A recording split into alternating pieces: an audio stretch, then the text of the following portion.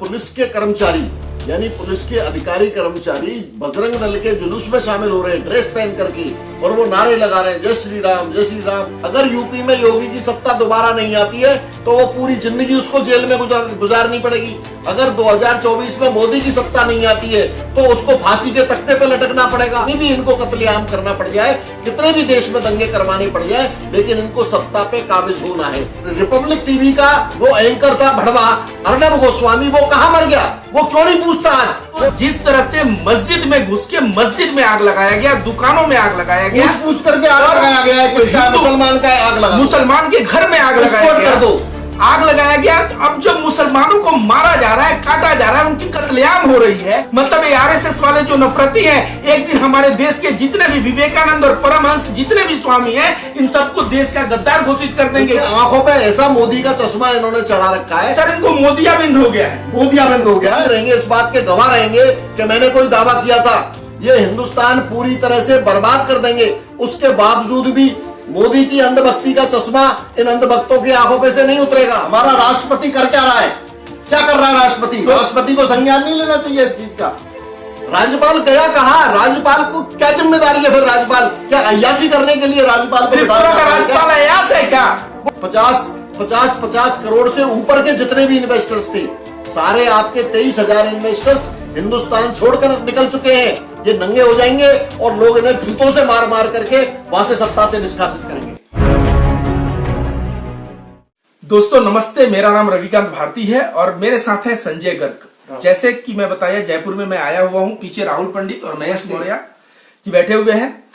तो दोस्तों, त्रिपुरा 16 दिन हो गया, त्रिपुरा में लगातार मुसलमानों पे अत्याचार होते हुए।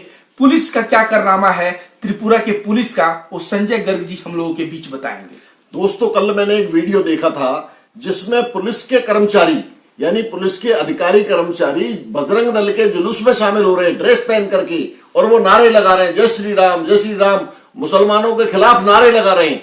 तो ये कैसा देश बना रहे हैं, कैसा राज्य हमने बना दिया? विप्लव देव कर क्या रहा है? वहां का मुख्यमंत्री कर क्या रहा है? क्या मोदी के इशारे पे दंगे कराने की साजिश रच रहा है क्या? उसका नैतिक जिम्मेदारी क्या है? उसके चीफ मिनिस्टर के रूप में जिम्मेदारी क्या है? उसके लिए तो हिंदू मुसलमान सभी बराबर होने चाहिए ना। वो अगर इस तरह की साजिश रचेगा जिसकी जिम्मेदारी देश को रक्षा करने की है, जिसकी जिम्मेदारी नागरिकों की रक्षा करने की है, और वही आदमी अगर नागरिकों के खिलाफ, एक समुदाय के खिलाफ साजिश रचेगा तो उनको बचाने की जिम्मेदारी फिर किसकी है? पुलिस प्रशासन का काम होता है लोगों का सुरक्षा देना। अगर पुलिस खुद नारेबाजी करेगी तो सुरक्षा कौन देगा? और इस समय मुसलमान समुदाय बहुत डरी हुई है वहां पर, क्योंकि पुलिस खुद इन्वॉल्व है इस प्रोटेस्ट में। दोस्तों, आप लोगों को बता दें कि पुलिस का कार्य क्या होता है। पुलिस का कार्य होता है कि वह एफआईआर लॉन्च करे, किसी को गिरफ्तार करे। अगर पुलिस जय श्री राम की नारे लगा रही है, आप मतलब समझ सकते हैं कि नरेंद्र मोदी और भाजपा के कार्यकाल में हमारे देश के एक राज्य में जहां बीजेपी का शासन है, वहां पे सीधे तौर पे आतंक को बढ़ावा दिया जा रहा है। जिस तरह से दिल्ली में आपको याद होगा, जब लड़के यहां पे आंदोलन कर रहे थे तो वो बंदा बंदूक लेके आता है और उसके पीछे पुलिस रहता है, मुसलमान बच्चों पे तान देता है। आपने देखा होगा दिल्ली दंगों के दौरान जब शाहीन बाग में आंदोलन कर रहे थे मुस्लिम भाई, शांति प्रिय तरीके से आंदोलन कर रहे थे, और खाली मुस्लिम नहीं थे उसमें हिंदुओं का भी बहुत बड़ा तबका, जो विचारशील हिंदू है, हम जैसे बहुत सारे हिंदू भाई थे जो शाहीन बाग में उनके आंदोलन में साथ बैठे हुए थे। वहां पे एक बंदा पिस्तौल लेकर के आता है और पुलिस प्रोटेक्शन में पिस्तौल लेकर के आता है। पुलिस इसलिए साथ है उनके ताकि वो आराम से अपना काम करे और उसको सुरक्षित रूप से वहां से निकाल लिया जाए। आप इस साजिश को समझिए दोस्तों, ये साजिश कौन रच रहा है? ऐसा कौन व्यक्ति है जो इस तरह की साजिश रचा है कि अपने दंगे करवाने के लिए? किसका हित हो सकता है? इसका दिमाग लगाइए कि दंगों से किसको फायदा होता है, क्योंकि इनको विकास के नाम पे पूरा फिगर जीरो है। देश का पूरा अर्थव्यवस्था चौपट कर दिया। अब इनको सत्ता में दोबारा आ रहा है, इनके दिल में घबराहट हो रही है कि यूपी का क्या होगा, हमारे देश का क्या होगा, हम सत्ता में नहीं आए तो हमारा क्या होगा। अगर यूपी में योगी की सत्ता दोबारा नहीं आती है तो वो पूरी जिंदगी उसको जेल में गुजारनी पड़ेगी। अगर 2024 में मोदी की सत्ता नहीं आती है तो उसको फांसी के तख्ते पे लटकना पड़ेगा। आप सोचिए इस बात को कि उनके लिए सत्ता पे काबिज होने के लिए क्या कुछ नहीं करके गुजरेंगे वो। अंग्रेजों का बहुत पुराना फार्मूला है डिवाइड एंड रूल। जब तक लोगों के बीच में भड़काव नहीं होगा तब तक बीजेपी सरकार बहुत बड़ी बात कही है राहुल जी ने, बहुत बड़ी बात कही है जो राहुल जी बात की है डिवाइड एंड रूल, फूट डालो और शासन करो, मोदी ने यही किया। वहां पे देखिए जो बंदा संजय सर बोल रहे थे कि बंदूक तानता है किस पे, मुस्लिम्स पे, वहां पे जो हिंदू शाहीन बाग में सीए एनआरसी के खिलाफ प्रदर्शन कर रहे थे और पीछे पुलिस है और पुलिस उसको मारने पीटने के बजाय उसको समर्थन दे रहा था। आज विप्लव जो है, जब प्रधानमंत्री देश के बोलते हैं कि नाली के गैस से चाय बनाएंगे, विप्लव जो त्रिपुरा का चीफ मिनिस्टर है वो कहता है बत्तख के चलने से ऑक्सीजन, एक पूर्ण रूप से प्रधानमंत्री के नक्शे कदम पे चलता है। और प्रधानमंत्री ने जिस तरह नमस्ते ट्रंप के समय दिल्ली के समय दंगे करवा के और देश में अराजकता फैलाया था, ठीक उसी प्रकार आप देखेंगे तो वही नक्शे कदम पे त्रिपुरा का चीफ मिनिस्टर, अगले साल चुनाव है और इस साल त्रिपुरा का चीफ मिनिस्टर अपनी पूरा ऊर्जा झोंक दिया है। किस लिए ऊर्जा झोंका है? सिर्फ एक कारण है कि वहां पे हिंदू मुस्लिम दंगे इतने हो कि बंगाल में जो टीएमसी पूर्ण मत से आया है, त्रिपुरा में पूर्ण रूप से टीएमसी बीजेपी को दबा दिया है। इसके वजह से इन लोगों की हालत इतनी खराब है कि ये लोग चाह रहे हैं कि वहां पे कत्लेआम हो, चाहे कुछ भी करना पड़ जाए, इनको कुछ भी करना पड़ जाए, कितनी भी इनको कत्लेआम करना पड़ जाए, कितने भी देश में दंगे करवाने पड़ जाए, लेकिन इनको सत्ता पे काबिज होना है। दोस्तों इस बात को गांठ बांध लीजिए। मैं मेरे हिंदू भाइयों से बात करना चाहता हूं, विजय माल्या पैसे लेके भगा, इन्होंने भगाया, नीरव मोदी पैसे लेके भगा, इन्होंने भगाया, चौकसी पैसे लेके भगा, इन्होंने भगाया। आप मुझे इस चीज का जवाब दीजिए, वो किसके पैसे लेके भगा? वो क्या मुसलमानों के पैसे लेके भाग गया था क्या? ये लोग सारे जो पैसे लेके भगे, हजारों करोड़ रुपए लेकर के जब 50,000 करोड़ रुपए लेकर के भाग गए, ये किसके पैसे थे? सिर्फ मुसलमानों के पैसे थे? नहीं, ये हिंदू और मुसलमान सबके पैसे थे। इनका लाग लपेट किसी से नहीं है। ये लुटेरे हैं, लुटेरे। आप इनको समझने का प्रयास करिए। जो दिल्ली दंगे का जो मुख्य आतंकवादी था, मार्क जुगलबर्ग, फेसबुक का मालिक, कपिल मिश्रा को बोला कि आइंदा ऐसे बयान बर्दाश्त नहीं किया जाएगा। वो कपिल मिश्रा आज सीना चौड़ा करके दिल्ली में घूम रहा है। वो कपिल मिश्रा बात बात पे दंगे फैलाने का कार्य कर रहा है। और उमर खालिद, जिसने कहा था कि कोई गोली मारेगा तो हम संविधान लहराएंगे, कोई हिंसा करेगा तो हम जवाब अहिंसा में देंगे, उसको जेल में डाला गया। अब आप एक चीज देखिए, जब उमर खालिद को जेल में डाला गया, उसके कई साथियों को जेल में डाला गया, उसके बाद कितने दिन बाद वो जेल से बाहर आए? हाई कोर्ट ने उनके लिए क्या बोला? आप खुद सोचिए जरा, उसको पढ़िए। हाई कोर्ट ने बोला कि इनको गलत तरीके से फंसाया गया है और ये सत्ता की ताकत का बहुत बड़ा दुरुपयोग है, इनको तुरंत रिहा किया जाए। तो दोस्तों मेरी बात को समझने का प्रयास करिए। जब न्यायपालिका ये कह रही है कि ये साजिश रची गई है दिल्ली दंगों की, न्यायपालिका ने बड़ा स्पष्ट ऑर्डर में कहा है कि दिल्ली दंगों की बहुत बड़ी साजिश है। पूरे विश्व की मीडिया ने इस बात को कहा है कि दिल्ली दंगे एक सुनियोजित साजिश का हिस्सा थे। अब आप इस चीज का अंदाजा लगाइए कि जो दिल्ली में दंगे करा सकते हैं, जो लक्षद्वीप में नफरत फैला सकते हैं, वो यहां पे आपके त्रिपुरा में क्यों नहीं कर सकते? आप इस चीज का अंदाजा लगाइए। पुलिस प्रोटेक्शन में दंगे हो रहे हैं, आप समझिए जरा। उसके बावजूद मतलब सरकार कोई खिलाफत नहीं कर रही है। दंगाई जो लोग हैं उनके खिलाफ एक भी एफआईआर दर्ज नहीं हुई, उनको किसी को अरेस्ट तक नहीं किया गया। क्यों? इस चीज का सवाल पूछता है भारत, क्यों नहीं पूछती है? ये गोदी मीडिया ये सवाल भारत पूछती है। पूछता है भारत? नहीं, गोदी मीडिया क्यों नहीं पूछता ही नहीं है। नहीं, गोदी मीडिया क्यों नहीं पूछती है? आप बोलते हैं पूछता है भारत, अर्णव गोस्वामी बात बात पे कहते हो तो पूछता ही नहीं। वो बोलता भारत कहां गया उसका? वो रिपब्लिक टीवी का वो एंकर था भड़वा अर्णव गोस्वामी, वो कहां मर गया? वो क्यों नहीं पूछता आज? वो बात में चीख करके कहता था कि बोलता है भारत, पूछता है भारत। तो भैया अब कहां गया तेरा भारत? अब क्यों नहीं पूछता है कि त्रिपुरा में दंगे क्यों हो रहे? ये विप्लव देव क्यों दंगे करवा रहा है? ये क्यों नहीं पूछता है भारत? यार आप बताइए मेरे को इस बात। संजय सर आपसे एक मिनट में बता दूं कि अभी त्रिपुरा में दोस्तों जिस तरह से मस्जिद में घुस के मस्जिद में आग लगाया गया, दुकानों में आग लगाया गया, पूछ करके आग लगाया गया है। किसका? मुसलमान का आग लगा, मुसलमान के घर में आग लगाया गया, आग लगाया गया। अब जब मुसलमानों को मारा जा रहा है, काटा जा रहा है, उनकी कत्लेआम हो रही है, वो मुसलमान अपने सेल्फ डिफेंस में, जब आपके ऊपर भी कोई बंदूक रख दे तो भारत का संविधान भी कहता है कि आप अपने सेल्फ डिफेंस में आक्रमण कर सकते हैं। वहां मस्जिद में किसी बंदे ने मस्जिद में नारा लगा है कि अल्लाहू अकबर जिहाद। अब इस जिहाद का मतलब संजय सर आप समझिए क्या होता है। जंगल में बहुत ज्यादा, जंगल में दूर दूर कोई नहीं है, एक लड़की है और उस वक्त मन में बुरे ख्याल आ रहे हैं, तो उस भावनाओं को कंट्रोल करना जो होता है ना, उस भावनाओं का कंट्रोल करना जिहाद कहा जाता है। जिहाद का हिंदी अर्थ होता है संघर्ष। ऊपर जिहाद का मतलब होता है जुल्म के खिलाफ संघर्ष करना। भगवान श्री कृष्ण के माता पिता के ऊपर कंस जो है कितना जुल्म किया था, और भगवान श्री कृष्ण ने कंस का वध किया, वही जिहाद है।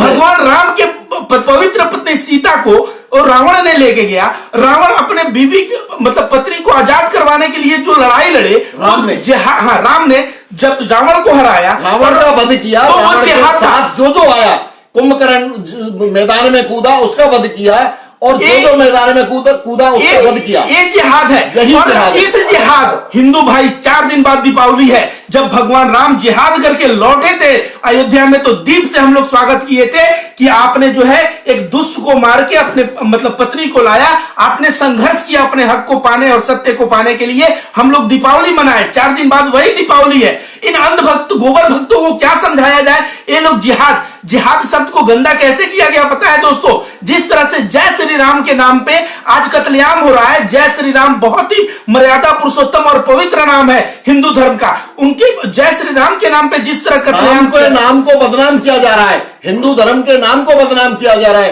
पूरे विश्व में शांति का प्रतीक हमारा हिंदू धर्म रहा है। हमने हमेशा शांति की पताका पूरे विश्व में फहराने का काम किया है। हिंदू धर्म इतना शांति का प्रतीक है, उसको बदनाम करने की साजिश है।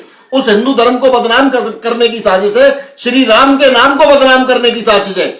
इस्लाम में जो जिहाद दिया गया है, जिहाद के मतलब को, जिहाद को संग्राम करने की साजिश है, जिहाद को बदनाम करने की साजिश है। हम आएंगे त्रिपुरा और हम मुसलमान भाइयों के साथ दिवाली मनाएंगे, ये हमारा जिहाद होगा। पीछे से हम लोगों को जोड़ेंगे, ये हमारा जिहाद होगा। पीछे से राहुल पंडित जी हैं, ये क्या कह रहे हैं कि इस बार त्रिपुरा में हम लोग जाएंगे, वहां हिंदू लोगों के बीच हम लोग हिंदू धर्म का भाईचारा और संदेश देंगे, शांति और भाईचारा का। और जो ये दीपावली है, ये दीपावली मुसलमान भाइयों के साथ हम लोग सेलिब्रेट करेंगे। यही असल में हिंदुत्व है, और जिहाद का मतलब भी यही होता है। ये अंधभक्त गोबर भक्त अर्णव गोस्वामी और गोदी मीडिया जिहाद नाम को इतना बदनाम कर दिया है कि जिहाद का मतलब आतंकवादी। अरे ये तो यूपीएससी जिहाद बना दिया इन्होंने। ये जो यूपीएससी जिहाद जो बंदा बनाया, ये बताइए, भारत एक लोकतांत्रिक देश है, यहाँ की चयन प्रक्रिया जो संवैधानिक सबसे सर्वोच्च चयन प्रक्रिया यूपीएससी की चयन प्रक्रिया है। उसमें अगर 2 मुसलमानों के बच्चे अपनी मेहनत के बल पे अगर आईएएस बन जाते हैं, उसको इन्होंने यूपीएससी जिहाद का नाम दे दिया। इनकी मानसिकता में कितनी गंदा और घिनौनापन बसा हुआ है, इस चीज का अंदाजा आप इसी बात से लगा लीजिए। और सुरेश चौहान के, वो कहता है यूपीएससी जिहाद हो गया, देश में यूपीएससी का जिहाद हो गया। मतलब इनकी घृणित मानसिकता देखिए आप, ये इनकी मानसिकता का प्रतीक है। ये लोग किसी भी तरह से हिंदू भाइयों के दिमाग में नफरत बो करके, नफरत की फसल बो करके, ये लोग चाहते हैं कि हिंदुओं में जहर बो करके, मुसलमान के प्रति नफरत बो करके, उनका एकजुट करके वोट बैंक पे कब्जा किया जाए, वोट बैंक पे डाका डाला जाए और दोबारा से सत्ता पे काबिज हुआ जाए। ये इनकी नियत है। इस बात को समझना पड़ेगा, हिंदू मुसलमान सबको इस बात को समझना पड़ेगा कि इनका लक्ष्य, अंतिम लक्ष्य इनका सत्ता पे काबिज होना। सोहेल खान भाई ने अपना नंबर दिया है, इसके बाद हम लोग आपको कॉल करेंगे। सोहेल भाई आपसे बात करेंगे, एक बार हमारा वीडियो परफॉर्म हो जाए पूरी तरह से। कल हमने वीडियो लाइव किया था, हमने आपको एक वादा किया था कि हम लोग त्रिपुरा जाएंगे, और त्रिपुरा जाने की हम लोग तैयारी कर चुके हैं ऑलरेडी। और हमने, जैसे राहुल जी ने बताया अभी, कि हम लोग त्रिपुरा में अपनी दिवाली मनाएंगे, अपने परिवार से दूर जाकर के। त्रिपुरा में जो भी पीड़ित भाई है, जो भी हमारे मुसलमान भाई है, उनके साथ हम दिवाली का पूरा त्योहार मनाएंगे। हम परिवार से दूर नहीं जा रहे, त्रिपुरा में भी हमारा परिवार है, हम उनके साथ जाकर। हाँ, वो भी हमारा परिवार है, इसमें कहीं कोई संशय नहीं है। वो भी हमारे भाई हैं, हमारे भाई बंधु हैं, उनके साथ हम दिवाली मनाएंगे दोस्तों। और ये जो आरएसएस वाले हैं, विश्व हिंदू परिषद बजरंग दल वाले हैं, संजय सर, ऐसा समझिए, जब आप इनसे बात करेंगे ना, तो ये बात करेंगे कि मैं इनका पुजारी हूं, तो ये चीज गलत है, तो नैतिक है, तो अनैतिक है, सारी बातें करेंगे। सारी नैतिकता की बात करने वाले सारे अनैतिक मिलेंगे आपको। अनैतिक ये मतलब ऐसे अनैतिक है कि आतंकी है, वैचारिक आतंकवादी। एक पुष्पेंद्र कुलश्रेष्ठ अपने भाषण में जिस तरह से नफरत फैलाता है, उसका नतीजा है आज त्रिपुरा जो है नफरत बोता है हाँ। खेती करता है, और करोड़ों रुपए इस नफरत की खेती करने के लिए मोदी जी से इसको मिलते हैं। आप ये सोचिए कि उसको सत्ता में काबिज होने के लिए अगर कोई बंदा नफरत की खेती इनके लिए बो रहा है, तो आप ये देखिए कितने लोगों का वोट वो हासिल करके आपको दे रहा है। बिल्कुल समझ रहे हैं ना बात? हाँ। तो उनको ऐसे प्यादे बहुत सारे उनके पास। दोस्तों, ये देश का भाग्य होगा एक कब मैंने जाना था, याद रखिए 1936 के समय गोलकुवालकर ने एक किताब का ट्रांसलेशन किया था, जो किताब लिखा गया था सावरकर के द्वारा। उस किताब को ट्रांसलेट किया था और उस किताब में जानते हैं क्या है? उस किताब में है हिटलर भगवान विष्णु का अवतार है। हिटलर क्यों? क्योंकि वहां पे नाजी ज्यादा संख्या में थे और ज्यूज कम संख्या में, तो उन सबको गैस चेंबर में डाल डाल के मार रहा था। तो इनके लिए विष्णु का अवतार कौन हो गया? हिटलर हो गया। अरे यार, हिंदू धर्म के अच्छे अच्छे देवताओं और भगवानों को हिटलर जैसे तानाशाहों से तुलना करके आज देश में वही अल्पसंख्यक मुसलमान है, क्रिश्चियन है, इन सबको मारने का प्रयास किया जा रहा है। आपको बताते हैं, आपको बताते हैं, फादर पीटर उड़ीसा में था। एक बंदा स्कूल पढ़ाता था और लोगों को अंग्रेजी शिक्षा देता था, आदिवासी वर्ग के लोगों को। आदिवासी अपने हक का आवाज उठाने लगेंगे जब अच्छा शिक्षा पा जाएंगे।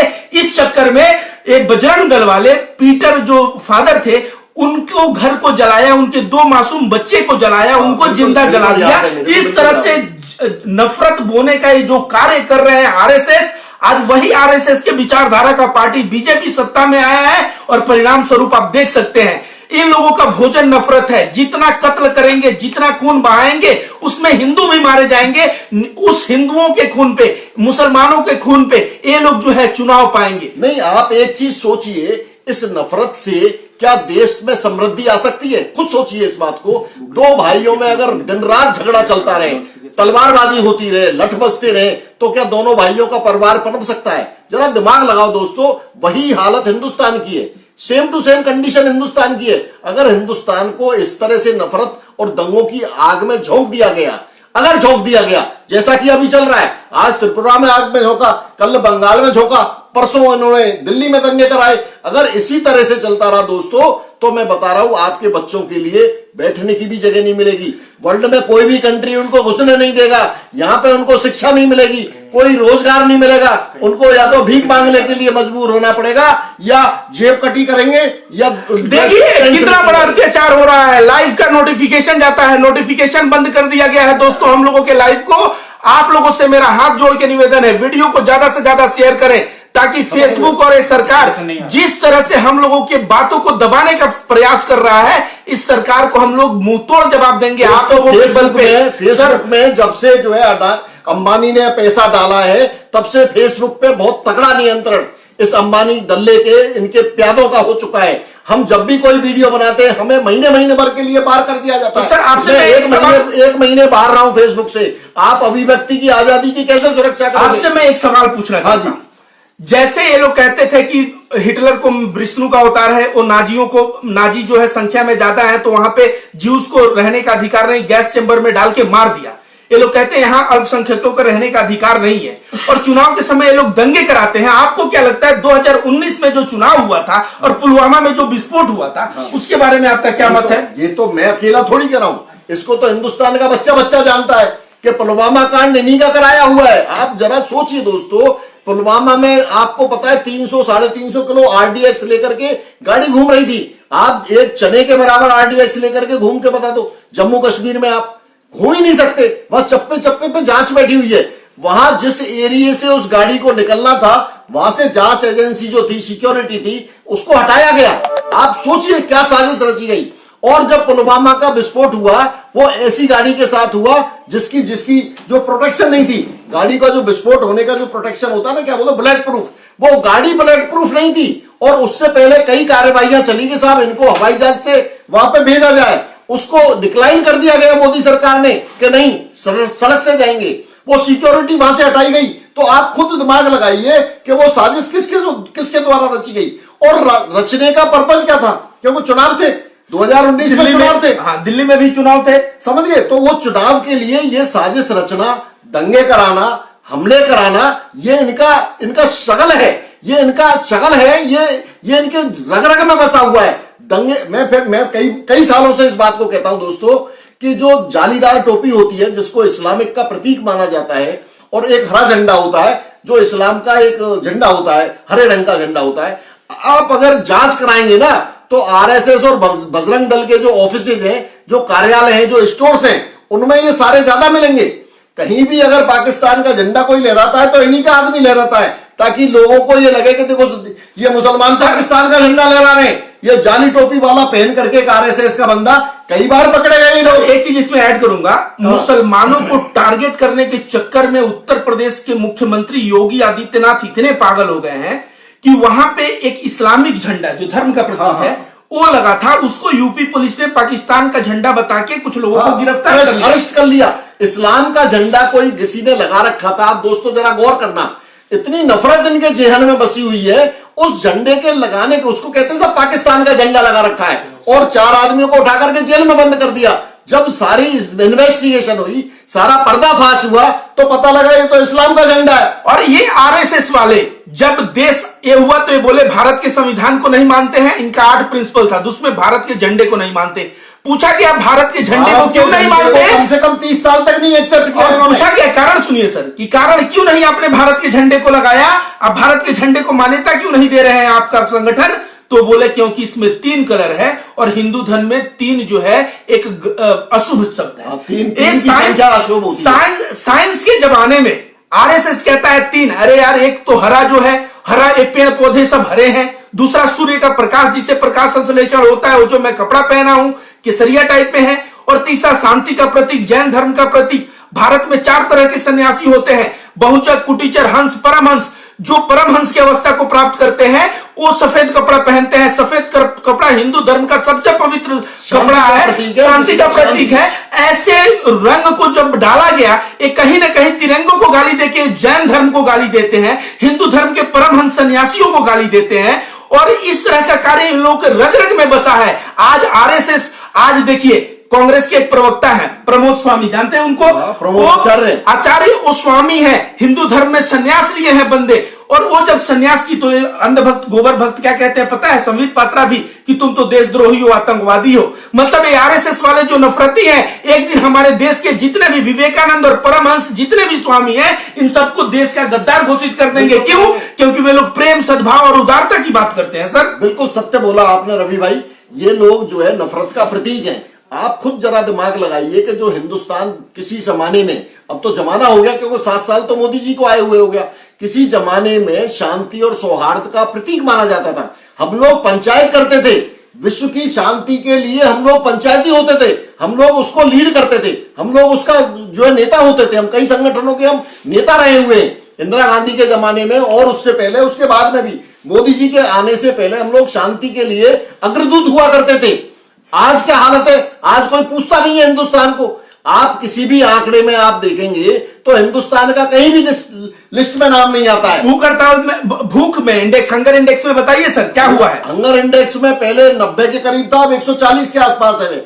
फ्रीडम ऑफ इंडेक्स में भी आपका आंकड़ा कम से कम 30-40 जो है देशों से पीछे पिछड़ गया। हम लोग पाकिस्तान से पीछे हैं।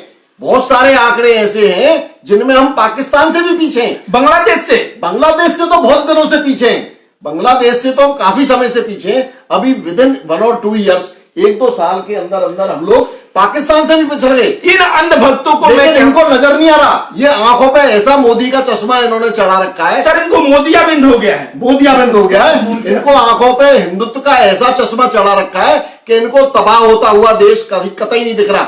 और एक चीज और दावे के साथ कह सकता हूं दोस्तों, आज गांठ बांध लेना इस बात को, इनको दिखेगा भी नहीं, क्योंकि हिटलर ने जब तक जर्मनी को पूरी तरह से तबाह और बर्बाद नहीं कर दिया था, उसके अंधभक्तों की आंखों पे से चश्मा नहीं उतरा था।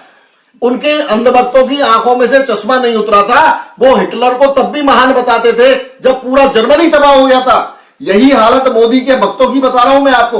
गांठ बांध लो, आज मेरा दावा है आप 400-500 लोग इस बात के ताकीद रहेंगे, इस बात के गवाह रहेंगे कि मैंने कोई दावा किया था। ये हिंदुस्तान पूरी तरह से बर्बाद कर देंगे। उसके बावजूद भी मोदी की अंधभक्ति का चश्मा इन अंधभक्तों की आंखों पे से नहीं उतरेगा। इसलिए मैं कह रहा हूं, अंधभक्तों को ऐसा समझिए कि आप पागल हैं। ये मानसिक रूप से विकृत है, विकृत, हाँ। मानसिक रूप से ये लोग विक्षिप्त हैं, विकृत हैं। इनसे जितनी दूरी बना के रखोगे आप, उतना अपने आप को सुरक्षित रहोगे।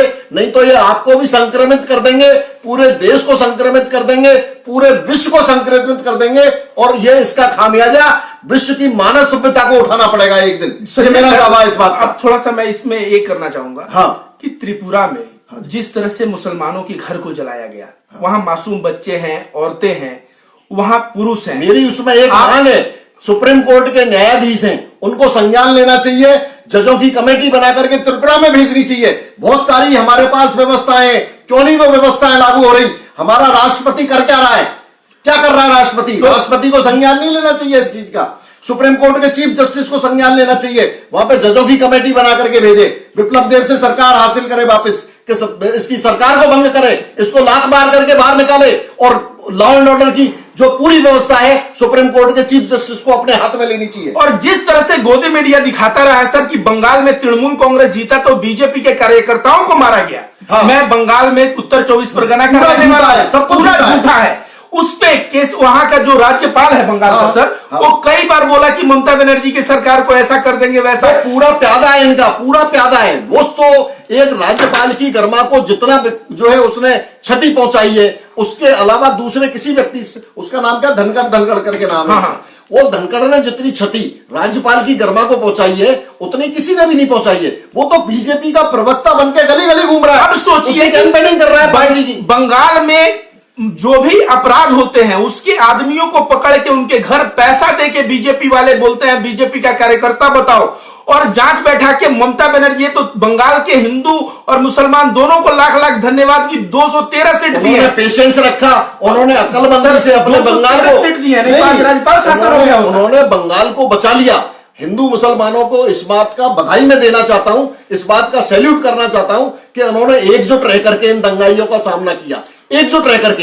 इनके बरगलाने में वो नहीं आए, इनके बरगलाने में मेरे हिंदू भाई बंगाल के बिल्कुल नहीं आए, और इनको लात मार करके बाहर निकाला। अदरवाइज उन्होंने 50,000 लोग जो आतंकी थे, पूरे देश में इनका ग्रुप है, और उनको पूरा बंगाल में झोंक दिया इन्होंने। और एक वो कैलाश विजयवर्गीय नफरत का प्रतीक है, वो पूरा आतंकी है, उसको वहीं स्टेशन कर दिया। और क्या आप बंगाल में रहेंगे, और तब तक रहेंगे जब तक दंगे नहीं हो जाए। अभी बांग्लादेश में जो देखने को मिला, ये देखिए, ये भी पूरा। अच्छा, बांग्लादेश में एक बात और बोलूंगा मैं, फिर दावे के साथ कह रहा हूं दोस्तों, मैं ताल ठोक के कह रहा हूं इस बात को, बांग्लादेश में जो हिंदू मंदिर पे हमला हुआ है वो इन्हीं का कराया हुआ है, इस बात को। और समझिए, वहां पे इस्कॉन का जो पुजारी को मारा गया है, आप गेम को समझिए, इस्कॉन कहां से फैला था? हाँ। चैतन्य महाप्रभु का जन्म बंगाल में हुआ था, और बंगाल से ही इस्कॉन का पूरा वर्ल्ड में फैला है। और इस बार इस्कॉन टेम्पल जो है पूर्ण रूप से भाईचारा के साथ था, ममता बनर्जी को सपोर्ट किया। इस्कॉन टेम्पल के पुजारी को बांग्लादेश में मरवाना एक कितना बड़ा गेम है, ताकि बंगाल में पॉलिटिकल गेन हो सके। इनके गेम को समझिए आप, इनके खेल को समझिए। ये खेला करने वाले हैं, लेकिन ऊपर वाले का खेला अभी इनको समझ में नहीं आ रहा है। ऊपर वाला जब खेला करता है ना, इनके सारे खेला इनके रखे रह जाते हैं, इनके पिछवाड़े में घुस जाते हैं सारे खेला इनके, जो है ना, सारी जो इनकी जो डिप्लोमेटिक पॉलिसीज थी, सारे इनके दंगे फसाद थे बंगाल में, सारे इनके पिछवाड़े में डाल के भगाया तो भगवान ने। मेरे किसने मदद की ममता बनर्जी? संजय सर, मेरे कहने का मतलब है कि 4 लोगों का अगर बंगाल में आपराधिक तौर पे हत्या हो गया, उसको दिखाया गया कि बीजेपी के कार्यकर्ताओं की हत्या हुई, और वहां धाकड़ से मीटिंग करके राष्ट्रपति शासन की मांग की गई। आज 16वां दिन हो गया त्रिपुरा में, वहां की बेटियों के साथ, उनकी माताओं के साथ। सरकार को क्यों नहीं भंग किया गया? वो राज्यपाल कहां गया इनका? राज्यपाल गया कहां? राज्यपाल को क्या जिम्मेदारी है फिर? राज्यपाल क्या अय्याशी करने के लिए राज्यपाल को त्रिपुरा का राज्यपाल अय्याश है क्या? वो अय्याशी करने के लिए बिठाया गया है क्या? उसका कोई स्टेटमेंट नहीं आया। राज्यपाल को जो है राष्ट्रपति को अनुशंसा करनी चाहिए थी कि सरकार को भंग किया जाए, क्योंकि सरकार दंगे करवाने में, त्रिपुरा में दंगे करवाने में सरकार का पूरा हाथ है। आज एक चीज बताइए, उसको लीड कौन कर रहा है? आंदोलन को लीड पुलिस कर रही है। पुलिस का आगे आगे आदमी चल रहा है, वो नारे लगा रहा है। आप खुद सोचिए, इस पूरे दंगे को सुनियोजित तरीके से किया जा रहा है, और पुलिस प्रोटेक्शन में किया जा रहा है। पुलिस उसमें आगे आगे लीड करके चल रही है। क्या क्या तमाशा बना रखा है सर? और राष्ट्रपति सो रहा है, देश का राष्ट्रपति चद्दर ओढ़ के सो रहा है, और प्रदेश का राज्यपाल चद्दर ओढ़ के सो रहा है, और एक विशेष कम्युनिटी को आप उस पर अत्याचार पे अत्याचार किया जा रहा है। हम लोग त्रिपुरा आएंगे दोस्तों, कल मैंने कमिटमेंट किया था, रवि भाई ने कमिटमेंट किया था, हम 4-5 लोग त्रिपुरा के लिए निकलेंगे, और त्रिपुरा में ही दिवाली मनाएंगे, हमारे भाइयों के साथ दिवाली मनाएंगे, और हम कोशिश करेंगे। आप लोग देखिए, त्रिपुरा हम लोग 6 लोग जा रहे हैं। उसके लिए जो है, मैं फिर से बता दूं, हम लोग जयपुर से जा रहे हैं, और इसके लिए आप लोग अगर कुछ फंड की मदद कर सकते हैं, आप जो है नंबर दे दीजिए कमेंट में अपना, हम लोग कॉल करके आपसे बात कर लेंगे। दोस्तों एक चीज सर, संजय सर, थोड़ा इन सबको अपार्ट करते हैं, थोड़ा समझते हैं। एक इंसान की जान की कीमत कितनी बड़ी होती है। आज हमारे मम्मी के साथ, हमारे बहन के साथ, हमारे भाई की कोई कत्ल कर दे, हमारे घर में जो मेहनत का पैसा करके मैं जो झोपड़ी तैयार किया हूं घर, उस पे कोई आग लगा दे तो हमारे आत्मा के ऊपर क्या बीतेगा सर? कोई इंसानियत बोल के चीज होती है? इससे बड़ा कोई क्राइम हो ही नहीं सकता है। ये आत्मा को छलनी करने वाला क्राइम है। आप गोली मार दो, हार्ट में गोली मार दो, खत्म हो जाएगा आदमी, कोई बहुत ज्यादा बड़ा वो नहीं हुआ। लेकिन आप किसी के सामने उसकी मां को अपमानित करें, उसकी बहन को अपमानित करें, उसकी बेटी को अपमानित करें, उसको घर में दिखा के आग लगाएं, उसके पवित्र जो उसका कुरान वगैरह जो भी उसके ग्रंथ हैं उनको आप आग लगाएं, मस्जिद में आप आग के हवाले मस्जिद को कर दें, नहीं उनकी दाढ़ी काट दें। जो मतलब अगर इस तरह के काम अगर किसी के साथ किए जाएंगे तो मैं समझता हूं इससे ज्यादा घिनौना और घृणित अपराध कोई दुनिया में नहीं हो सकता है। संजय, मैं वीडियो बनाता हूं। देखिए दोस्तों, मुझे एक फोन आया, वो मुफ्ती साहब का फोन था और मैं उनका नाम नहीं बताऊंगा क्योंकि देखिए मुसलमानों को रिस्क है। उन्होंने क्या कहा सर पता है? कि मैं मस्जिद के पास हिंदू मुस्लिम एक समान जनसंख्या में रहते थे और वहां पे सभी प्रेम भाईचारा से रहते थे। अचानक विश्व हिंदू परिषद और बजरंग दल वालों ने हमला किया। वो बंदा कहा कि मुझे तो लगा कि आज हम लोगों की जान गई। हम लोगों ने मस्जिद का दरवाजा अंदर से बंद किया। रवि भाई की बात को समझना, मस्जिद के दरवाजे को अंदर से, मैं बताऊंगा भी नहीं जगह कहां है, आदमी कौन है। बिल्कुल। मस्जिद के दरवाजे को अंदर से बंद किया, उन लोगों ने दरवाजा तोड़ दिया। इन लोगों ने मस्जिद के फर्स्ट फ्लोर पे जाके एक कमरे में बंद करके अल्लाह के नाम को याद करते रहे, फिर भी दरवाजा वो भी तोड़ने का प्रयास करने लगे। तब क्या किया इन्होंने पता है? ये 4-5 मुस्लिम भाई ने वहां के हिंदुओं को फोन किया, अगल बगल के। वो सारे हिंदू जब ऊपर पहुंच गए और बजरंग दल और ये विश्व हिंदू परिषद की औकात क्या है यार, पब्लिक जब खड़ी हो जाती है इनकी फट जाती है। तो मैं वही ये लोग भाग पर आए। मैं वही कहना चाह रहा हूं। मुझे रोते हुए कह रहा है कि मैं तो सोचा था कि आज मेरी जान गई, लेकिन बचा लिया। तो अरे तुम लोग सोचो यार, तुम्हारे पास भी जान है, तुमको इस तरह कोई मारे कैसे लगेगा? एक बहुत बड़ी बात मैं बता रहा हूं दोस्तों, इसको जरा ध्यान से सुनना और ज्ञान से सुनना। ये जो नफरती लोग हैं, जो दहशतगर्द लोग हैं, ये आतंकवादी लोग हैं, ये मुट्ठी भरे हैं। आप इसको जरा समझना। ऐसा नहीं है कि बहुत ज्यादा तादाद में हिंदू धर्म के लोग नहीं है। ये हिंदू धर्म के जो आतंकी ग्रुप होता है ना, वो ग्रुप अलग है। ये 5% 7% से ज्यादा हिंदू इनमें नहीं है। आपको मैं गारंटी देता हूं, आज भी हमारा हिंदुत्व का जो मेजोरिटी है, जो बहुसंख्यक तबका है, कम से कम 80% की मैं गारंटी दे सकता हूं, आज भी जो है भाईचारे में विश्वास करता है। और त्रिपुरा में जाके यही पाठ हम लोग पढ़ाने वाले हैं। हम उन 80% को ढूंढेंगे। हमको 10% 20% की चिंता नहीं है, हमें उन 80% की चिंता है। वो कहां दबे बैठे, वो किससे डर के बैठे हुए हैं। आप इसको समझिए, सरकार की साजिश है। और सरकार की साजिश की वजह से जो सांप्रदायिक, जो इस तरह की गतिविधियों से दूर रहने वाले लोग हैं, वो डरे हुए घरों में बैठे हुए।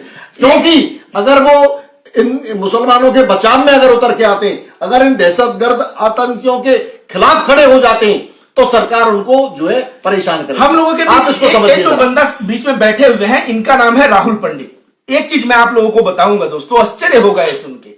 जब कांग्रेस की सरकार थी, उस वक्त जब क्रिसमस आता था ना, तो मैं भी ये पहन के, क्या कहते हैं सर क्रिसमस में क्या पहना जाता है टोपी टाइप में, सांता क्रूज। इनका ऑफिस में काफी कर्मचारी है, ये भी सांता क्रूज सेलिब्रेट करते थे। उसके बाद ये ईद में ना ये जालीदार टोपी लगा के और ये भाईचारा का संदेश देते थे। इनके फेसबुक प्रोफाइल में जाके देखिए, वो प्रोफाइल आप पाएंगे, ये राहुल पंडित इनका नाम है। और फेसबुक प्रोफाइल पे मुस्लिम मतलब टोपियां ऐसे करके लगाए हुए थे, ये भाईचारा के नाम पे। आज के डेट में क्या हो गया है दोस्तों, आज के डेट में मोदी खुद टोपी पहन के जाके कुरान पढ़ता है मस्जिद में, मध्य प्रदेश में जब वोट लेना होता है। जब वोट आप गवाह हैं कि नहीं? हाँ, बिल्कुल बिल्कुल। ये जो जाके मोदी जालीदार टोपी लगा के कुरान पढ़ के अंधभक्तों को तुमको कैसे गोबर बना रहा है यार? तुम्हारी अंधभक्ति खुलेगी कि नहीं खुलेगी? वही तो मैं कह रहा हूं।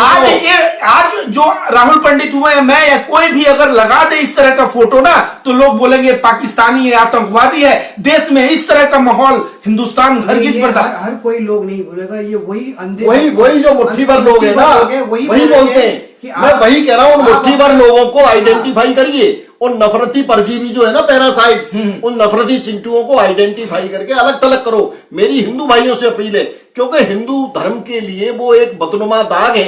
वो एक कलंक है हिंदू धर्म के ऊपर, उस कलंक को मिटाओ, उसको धो दो, अदरवाइज। या तो हिंदुओं के पास दो ऑप्शन है, या तो आप मान लीजिए हिंदू हैं, सर्वे भवंतु पे विश्वास करते हैं, भगवान राम को भगवान दिल से मानते हैं, कृष्ण को भगवान दिल से मानते हैं, और नहीं तो बोल दीजिए कि मैं इनको मानता ही नहीं, मैं नफरतबाज विश्व हिंदू परिषद बजरंग दल के खेमे में आके और मैं अपने गीता वोता का ज्ञान भूल के मैं हाथ में तलवार लेके और कत्लेआम करना चाहता हूं।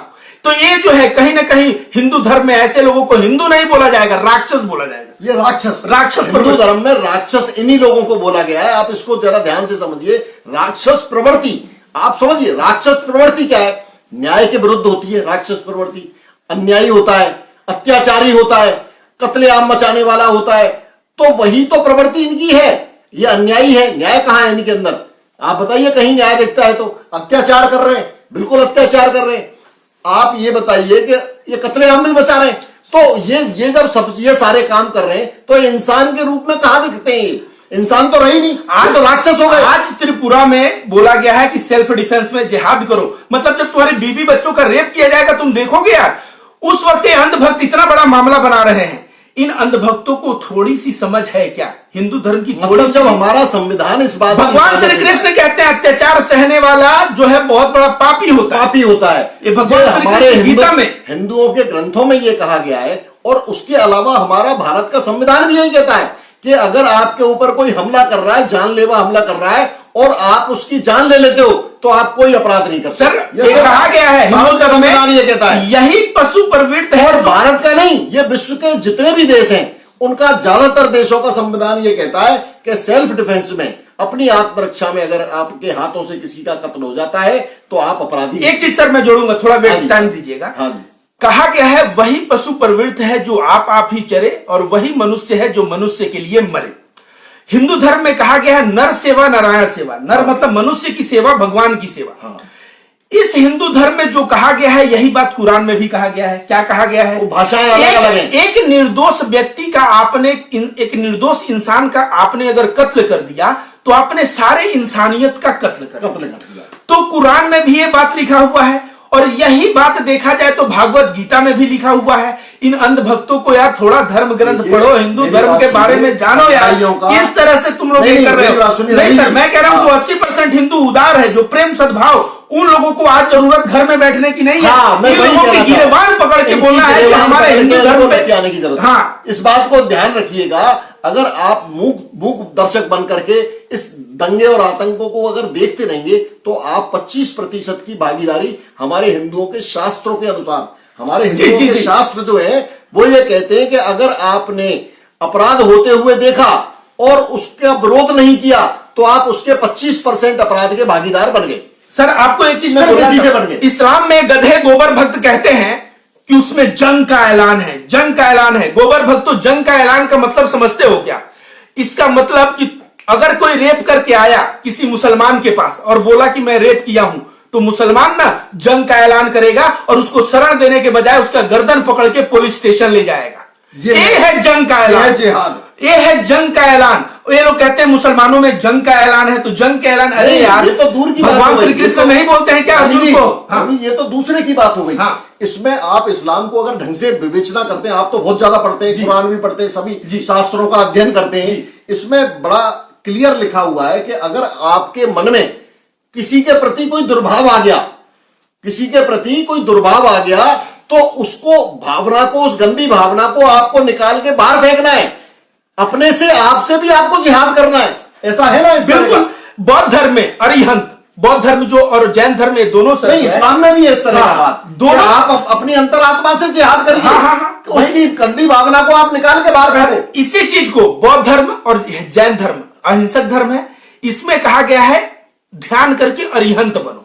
अरि मतलब दुश्मन, हंत मतलब हत्या करना, दुश्मन का हत्या करना। आज बौद्ध धर्म दुश्मन का हत्या, आज ये गोबर भक्त बौद्ध धर्म से नफरत करते और जैन धर्म से नफरत करते तो बोलते हैं दुश्मन मतलब हिंदू दुश्मन है और इनकी हत्या, इस तरह की बात बताते। ये तो अपने लेकिन के हिसाब से निकाल, वहां पे दुश्मन बोला गया है काम क्रोध मद लोभ। ये जो है जैन धर्म और बुराई, हाँ। मतलब दुश्मन का मतलब है बुराई। जितनी भी बुराइयां हैं उनको दुश्मन का प्रतीक माना गया है। आप समझना उसका। लेकिन ये क्या अंधभक्त क्या करते हैं? दुश्मन अपने आप को बना लेते। एक चीज अरे साहब हमारे ऊपर हमला करने की बात कर। संजय सर आपको डिस्टर्ब करना चाहूंगा हाँ, मैं, बगल में राहुल जी बैठे हुए हैं। हाँ। राहुल जी आप कहाँ रहते हैं? हैदराबाद। हैदराबाद। हैदराबाद में कहा जाता है कि मुसलमान हैं, हिंदुओं को जीने नहीं देते। आपका नाम बताइए। राहुल पंडित। पंडित है। हैदराबाद में आप डरे हुए सहमे हुए रहते हैं? बिल्कुल नहीं, बिल्कुल नहीं। बल्कि वहां पे इनका रियल एस्टेट और तमाम कई तरह के बिजनेसेस चलते हैं। और हैदराबाद में इन्होंने काफी लोगों को एम्प्लॉयड किया है और वहां के मुसलमान इनके कंधे से कंधा और हिंदू कंधे से कंधा लगा के चलता है। तुम लोग कैसे कह देते हो यार कि हैदराबाद और मुसलमान जहां ज्यादा है वहां हिंदुओं पे अत्याचार है? ये भी तो राहुल जी एक पंडित है। मेरे दफ्तर में कम से कम 10 मुसलमान है और 12 क्रिश्चियन है और हम लोग सब फेस्टिवल मनाते हैं और दूसरे समुदाय के लोग हमारे साथ दिवाली भी मनाते हैं। आप मेरे फेसबुक प्रोफाइल में चेक कीजिए, हम लोग एकजुट होकर रहते हैं। बस हमारे देश को भी इसी तरह रहना है और बस हम बहुत अच्छा बिजनेस करते हैं। अब देखिए ये क्या कहे, 12 क्रिश्चियन और 10 मुसलमान इनके यहाँ काम करते हैं। सर हिंदू कितने होंगे? हिंदू होंगे लगभग 35-40। 35-40 हिंदू होंगे। तो ये सारा जो 35-40 हिंदू हैं, 12 क्रिश्चियन है, 10 मुसलमान है, यही तो हिंदुस्तान की ब्यूटी है। ये हैदराबाद की बात कर रहे हैं। हाँ। जिसके लिए ये लोग नए नए प्रपंच करते हैं। हाँ। जिसको ये बदनाम करते हैं कि हैदराबाद में ये हो रहा है। क्योंकि हर आदमी हैदराबाद जाकर के उसको वेरीफाई नहीं करता है। ये तो राहुल जी हमारे साथ हैं, इन्होंने हाथों हाथ वेरीफाई कर दिया। अदरवाइज ये अंधभक्त गोबर भक्त जो क्या है, जैसी एक आदमी बात करेगा 4 उसको ओके करेंगे, फिर 6 उसको ओके करेंगे। ये सोशल मीडिया पे ऐसा कैंपेन चला देते हैं, उस झूठ को, उस फर्जी बात को, उस जो है झूठे को आपके गले से ऐसा उतार देते हैं कि इससे बढ़िया और सच्ची बात कोई हो ही नहीं सकती। ये सबसे बड़ी चीज है, ये एक साजिश का हिस्सा है। दोस्तों इस साजिश को समझना पड़ेगा और इन साजिशकर्ताओं को बेनकाब करना पड़ेगा। अदरवाइज ना देश बचेगा, ना आपका हिंदुत्व बचेगा, ना कोई और बचेगा। ना हिंदू इस चीज बचेगा। को समझने की जरूरत है। आप हिंदू अंधभक्तों को कह रहा हूं, उन गोबर भक्तों को कह रहा हूं, हिंदुत्व भी नहीं बचेगा और ना तुम्हारे बाल बच्चे बच पाएंगे। इस आग को मत लगाओ। कौन थे वो, कभी कौन थे जो शायर कौन थे वो लगेगी आग। हाँ, लगेगी आग तो आएंगे। राहत इंदौरी साहब ने कहा था लगेगी आग तो आएंगे घर सभी जद में। इस मोहल्ले में मेरा अकेले का मकान थोड़ा ही है। आप इस चीज को, उन राहत इंदौरी साहब की बात को दोस्तों याद कर लो। मेरी हिंदू भाइयों से अपील है, अगर आप किसी मुसलमान के घर में आग लगाएंगे तो वो आग लगाता हुआ और आपके घर तक वो आग जरूर पहुंचेगी। ये अलग बात है कि आज ना पहुंचे कल पहुंचे। संजय जी मैं कहना चाहूंगा, आप हिंदू भाई नहीं लगा रहे हैं, आग लगा रहे हैं। मैं कहीं नहीं रहा हिंदू लगा रहा है, वो तो आतंकवादियों को मैं हिंदू मानता ही नहीं हूँ। वो तो एक पॉलिटिकल मोटिवेशन से हाँ, पॉलिटिकल मोटिवेशन है। राहुल जी बिल्कुल सही कह रहे हैं। एक असली हिंदू का धर्म ये है कि किसी मुसलमान का घर ना जले, ये देखो उनका काम है। बिल्कुल, हमारा एक जिम्मेदारी बनती है। हम बहुसंख्यक समाज से आते हैं, हमारे लोग बहुत ज्यादा हैं, हिंदू भाई बहुत ज्यादा हैं। तो हमारी एक नैतिक दायित्व बनता है, हमारी एक जिम्मेदारी बनती है कि मुसलमान भाई, चाहे क्रिश्चियन भाई हो, चाहे ईसाई हो, चाहे सिख भाई हो, उनका प्रोटेक्शन, उनको किसी तरह का भय नहीं लगना चाहिए। उनको उनकी अपनी बात कहने की पूरी आजादी होनी चाहिए, अपना जीवन जीने की पूरी आजादी उनको लगे। इस देश में खुशहाल माहौल हो, ऐसी व्यवस्था करने की सबसे बड़ी जिम्मेदारी है। राहुल जी आप लोगों की बातों को देखिए, समझिए, ये राजनीति के चक्कर में चंद हिंदू ये सब काम करते हैं हिंदू को वोट पोलराइज करने के लिए। आपको एक एग्जांपल, जो पीटर को मारा गया और उनके बच्चों को जिंदा जला दिया गया, बोला जा रहा था कि वहां ये लोग आदिवासियों को क्रिश्चियन बना रहे थे। आरएसएस वहां पहुंचा था, वहां पे आदिवासी कल्याण लेके वो हिंदू बनाना चाहता था। क्योंकि ये लोग शिक्षा देते थे तो सोचे कि आदिवासी सवाल करने लगेंगे, अधिकारों की मांग करने लगेंगे, तो जला दिया। अब इनका दोहरा चरित्र देखिए। इलाहाबाद में मैं रहता हूं, आप जानते ही हैं, प्रयागराज नाम है, वहां एक हॉस्पिटल है नाजरे। अच्छा। और वहां अच्छे से अच्छे डॉक्टर बैठते हैं, 200 रुपया देना है, उसी में डॉक्टर चेक कर लेगा, ब्लड जांच। तो वहां सब आरएसएस वाले मिशनरीज का समझना दोस्तों इलाज करवा रहे हैं। क्रिश्चियन मिशनरीज का हॉस्पिटल बता रहे हैं प्रयागराज में, जहां पे बहुत ना के बराबर फीस पे वो लोग इलाज कर रहे हैं। ये सारे गोबर भक्त सरकारी हॉस्पिटल छोड़ करके योगी का, आप समझिए जरा बात को समझना, ये सारे गोबर भक्त सरकारी हॉस्पिटल नहीं जाते, लेकिन कहां जाते हैं? क्रिश्चियंस के मिशनरी हॉस्पिटल में जाते हैं। क्यों जाते हैं? दूसरी नंबर चीज, जो आदिवासियों को शिक्षा दे रहा था तो ये सोचे कि ये हक की आवाज करने लगेंगे। ये बहुत ही शर्म की बात है सर कि आरएसएस संघ और विश्व हिंदू परिषद के नेताओं के बच्चे सेंट थॉमस और सेंट अगस्टिन जैसे स्कूल में पढ़ते हैं। अब ये भी सोचिए, इन गोबर भक्त जो हैं, ये अपने बच्चों को क्रिश्चियन मशीनरी मिशनरीज के स्कूलों में क्यों पढ़ाते हैं? आप खुद सोचो इस बात को। अपने बच्चों को तो ये मिशनरी स्कूल में पढ़ाएंगे और जो गरीब आदमी है उनको कहेंगे नहीं, क्रिश्चियंस को हमें मारना है, हमें मुसलमानों को नहीं रहने देना इस देश में। इनका दोहरा चरित्र आज से नहीं है दोस्तों, इनका दोहरा चरित्र शुरू से है। इनकी परिपाटी ऐसी रही है, इनकी चरित्र ऐसा ही रहा है, इनकी शिक्षा ऐसी रही है। इसीलिए ये तो हमारे हैं तो हिंदू ही। सर, एक हमें क्यों अंग्रेजों के लिए गुप्तचर का कार्य करके आजादी के मैदान में लड़ रहे सेनानियों को अंदर करवा के अभी ये बताते हैं कि सबसे ज्यादा आजादी में मेरा योगदान है। इस तरह के दोहरे चरित्र के लोग। ये तो इनके कहने से होता नहीं है ना। आजादी का जो इतिहास लिखा गया है, जो आजादी के जो पन्ने लिखे गए, उनमें तो कहीं आरएसएस और बीजेपी या किसी भी हिंदुत्ववादी संगठन का नाम हो तो बताओ ना। अगर के क्यों नहीं बताते हैं? ये तो गॉडसे को गोली मारने वाले लोग हैं। ये तो सॉरी, गॉडसे के वंशज हैं ये लोग। ये गॉडसे के वंशज है, महात्मा गांधी को गोली मारने वाले लोग हैं असल में देखा जाए। उन्होंने भगत सिंह को हाईजैक करने का प्रयास किया, लेकिन थैंक गॉड ये सावरकर जो है ना भगत सिंह को गाली दे के गया था। तो इतिहास के पन्ने में है, जिसकी वजह सारा कुछ रिकॉर्डेड है, सारा कुछ रिकॉर्डेड है। मेरी आपसे विनती है इस बात की, हिंदू भाइयों से विशेष विनती है, मुसलमान भाइयों को गले लगा करके रखो, प्यार से रहो, तभी देश तरक्की करेगा, तभी बच्चे आपके खुशहाल बन पाएंगे। अदरवाइज आपके बच्चे खुशहाल कभी रहेंगे ही नहीं। आप देश छोड़ो, एक परिवार है, उसमें आप 3 भाई या 4 भाई हो, आपस में मार काट करोगे, परिवार में कलह रहेगा, जॉब में जाओगे टेंशन लेते हुए, नौकरी चली जाएगी, परिवार में गरीबी छाया रहेगा। वही वहां पे अगर प्रेम, शांति, सद्भाव है तो वह परिवार कितना आगे जाता है, वो तरक्की के नए नए आयाम बढ़ेगा देश। तरक्की आज हमारे हिंदुस्तान में माइनस जीडीपी पहुंच गई, मतलब नेगेटिव।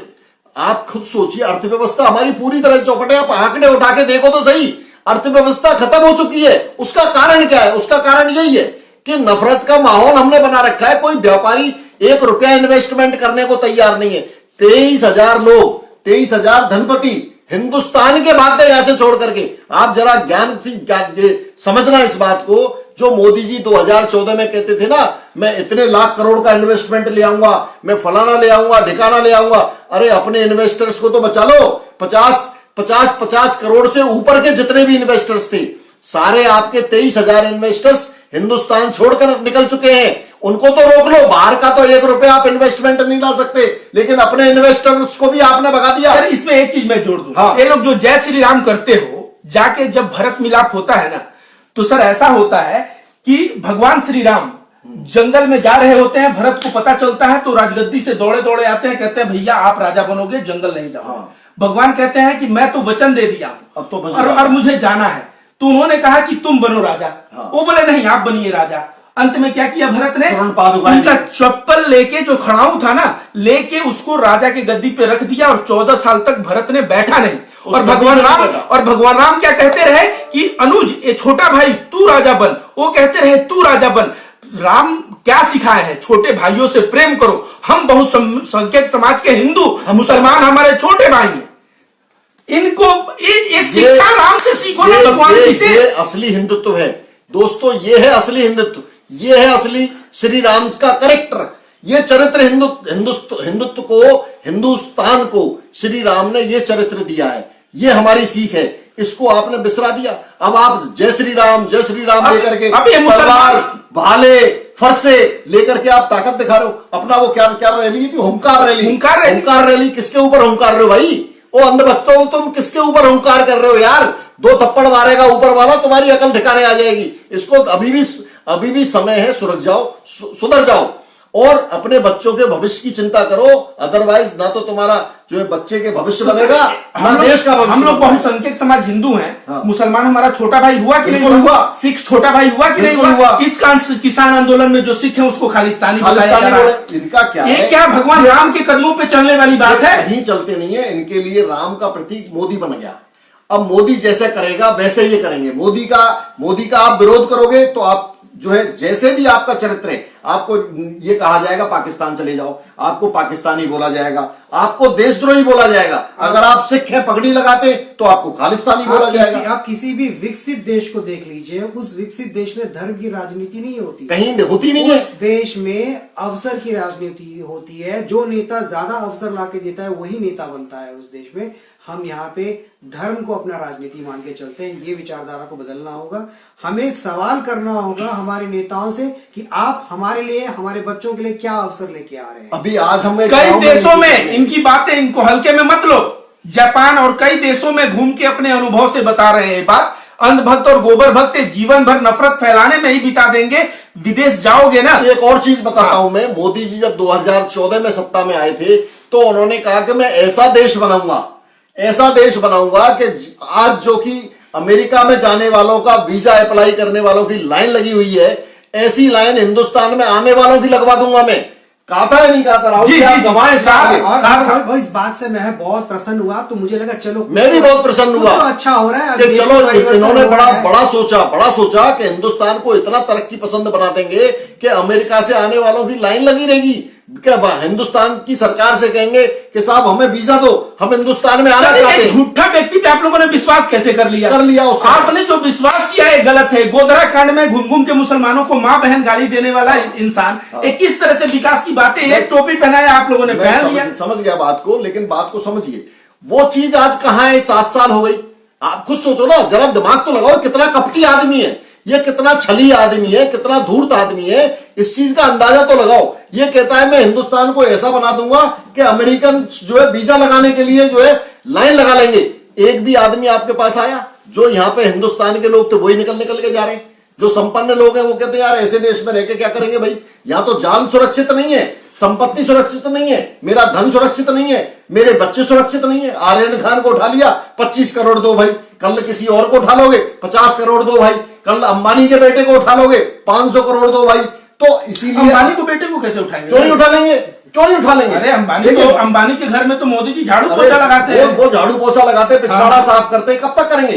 ये तो दंगाई लोग हैं, आप समझो बात को। ये जब तक अवसरवाद है इनका, ये अंबानी अडानी के भी तभी तक के लिए हैं ये लोग, जब तक कि उनसे इनका हितबद्धता है। जिस दिन हितबद्धता खत्म हो जाएगी उसके बच्चे को उठा लेंगे। क्या नाम है उसका? मोदी जी अगर अंबानी के यहाँ झाड़ू लगाता तो लगाने दे, हम तो जाएंगे त्रिपुरा। हाँ, हम चाहते हैं बिल्कुल, कि सबसे देश बड़ी का बात ये। हर एक नागरिक हमारे साथ चले। अच्छा, कल हमने एक अपील की थी त्रिपुरा में, एक मिनट, त्रिपुरा में हम लोग जाके वहां दिवाली मनाएंगे, हिंदू धर्म का प्रचार करेंगे, प्रेम और शांति बताएंगे, और वहां पे हम लोग जाके ये सारी चीजें करने वाले हैं। इन गोबर भक्तों को भी समझाने का प्रयास करेंगे। दोस्तों, कल हम सभी ने एक अपील की थी आपसे। हमने क्या बोला था? त्रिपुरा का भाईचारा जिंदाबाद। आज फिर उस अपील को मैं दोहराऊंगा। इस फेसबुक पे हर जो 700 लोग अभी फेसबुक पे हमारे साथ जुड़े हुए हैं, 700 के 700 से मेरी हाथ जोड़ के अपील है, त्रिपुरा का भाईचारा जिंदाबाद। ये अपने जो है फेसबुक पे आप लिखिए, और जिन जिन भाइयों के ट्विटर पे अकाउंट है उस पे आप इसको ट्रेंड कराइए, त्रिपुरा का भाईचारा जिंदाबाद। मैं फिर दोबारा आज फिर गारंटी देता हूं। कोई कमेंट कर रहा है कि आप लोग इतना क्लास लेंगे तो अंधभक्त सुसाइड कर लेंगे। हाँ, करने दो, हम तो चाहते हैं। इसके ऊपर आपका क्या कहना है? मैं चाहता हूं सर, अंधभक्त सुसाइड